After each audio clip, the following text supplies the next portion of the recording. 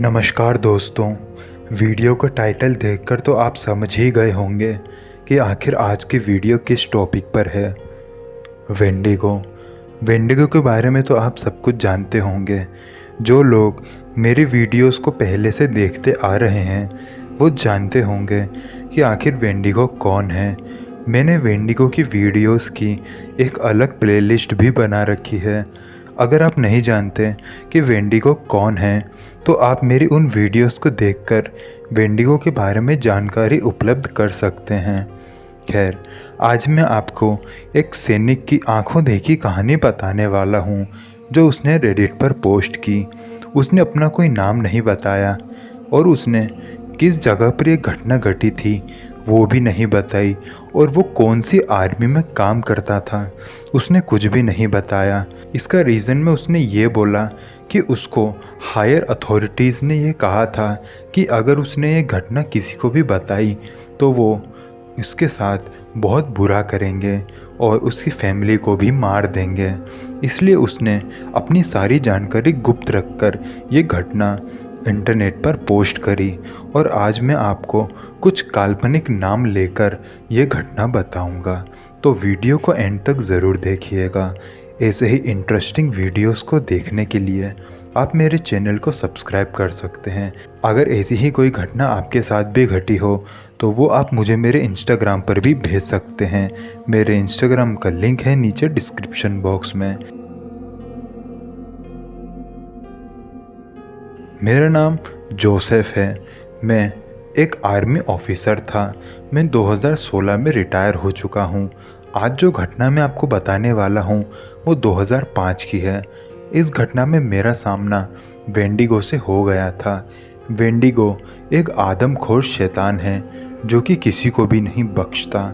मैं कौन सी आर्मी में काम करता था और ये घटना किस जगह पर हमारे साथ हुई थी मैं आपको कुछ भी नहीं बता सकता, क्योंकि जब ये घटना मैंने अपने हायर अथॉरिटीज़ को बताई थी तो उन्होंने मुझे धमकी दी थी। उन्होंने मुझे कहा था कि अगर ये घटना मैंने किसी को भी बताई तो वो मेरे पूरे परिवार को जान से मार देंगे, और मैं अपने परिवार को बहुत प्यार करता हूँ, इसलिए मैं उनकी जान खतरे में नहीं डालना चाहता। इसलिए मैं आपको कुछ काल्पनिक नाम लेकर ये पूरी घटना बताऊँगा। तो मेरा नाम जोसेफ है और मैं एक आर्मी ऑफिसर था। 2005 में हमें टिप मिली थी कि एक जगह पर कुछ अंडरग्राउंड डॉन आने वाले हैं जिनको पकड़ने का काम हमें दिया गया था। मेरे साथ जैक और पॉल नाम के दो और ऑफिसर्स थे। वैसे तो पूरी बटालियन थी, लेकिन ये दो लोग मेरे दोस्त थे जो कि इस घटना के गवाह भी थे।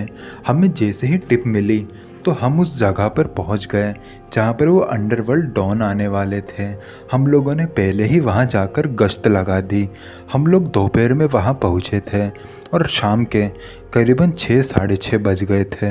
अंधेरा होना शुरू हो गया था और तभी हमें कुछ गाड़ियों के आने की आवाज़ सुनाई दी। उस रोड के एकदम पास में ही एक बहुत ही घना जंगल भी था। वो गाड़ियाँ उस रोड पर आई और हम लोगों ने उस गाड़ी के ऊपर अंधाधुंध फायरिंग शुरू कर दी। सामने से उस अंडरवर्ल्ड डॉन के चमचों ने भी हमारे ऊपर बेहतरीन फायरिंग करना शुरू कर दी। हम लोगों के बीच में भयानक एक युद्ध छिड़ गया था। गोलियों की आवाज़ बहुत दूर दूर तक जा रही थी और तभी इस युद्ध के बीच में एक बहुत ही तीखी सी चीख गूंजी।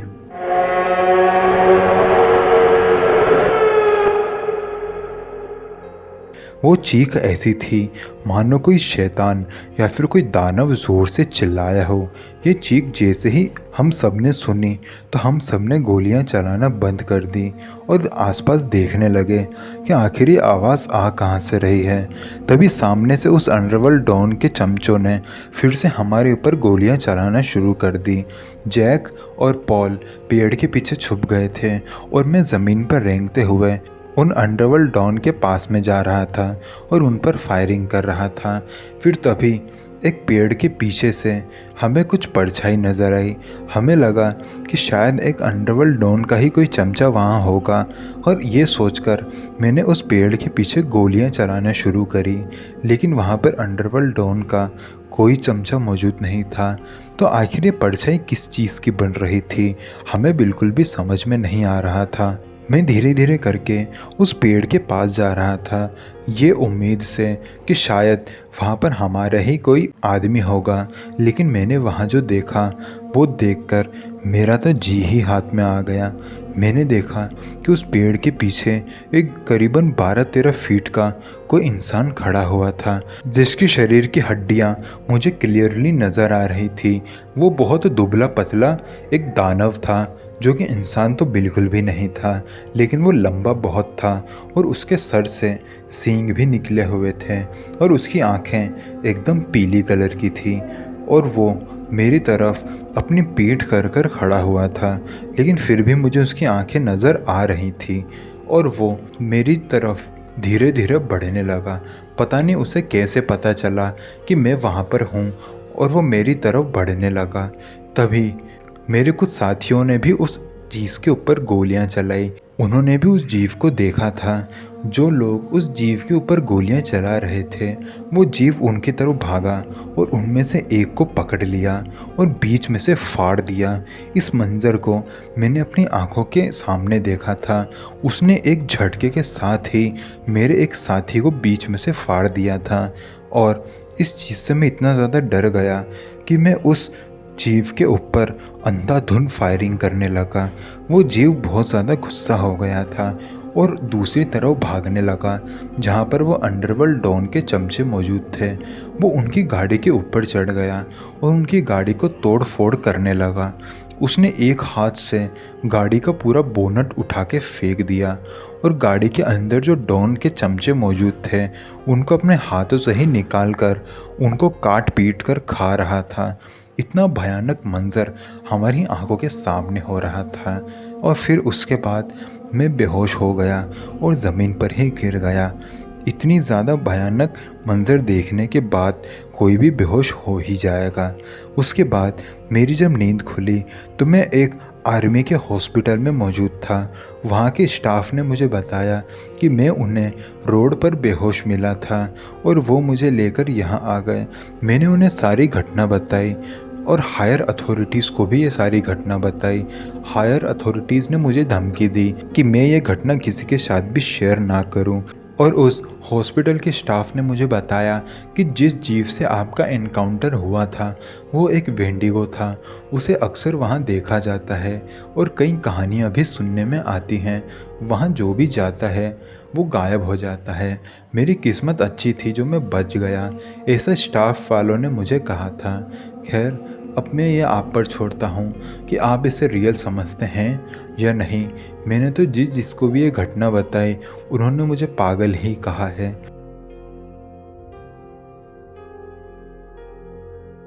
तो दोस्तों, आई होप आपको ये वीडियो पसंद आई होगी। अगर वीडियो पसंद आई तो वीडियो को लाइक करना ना भूलें। अपने फ्रेंड्स और फैमिली मेम्बर्स के साथ इस वीडियो को शेयर ज़रूर करें और मेरे इंस्टाग्राम को फॉलो करना बिल्कुल भी ना भूलें। तो मिलते हैं अगले वीडियो में, तब तक के लिए जय हिंद, जय भारत।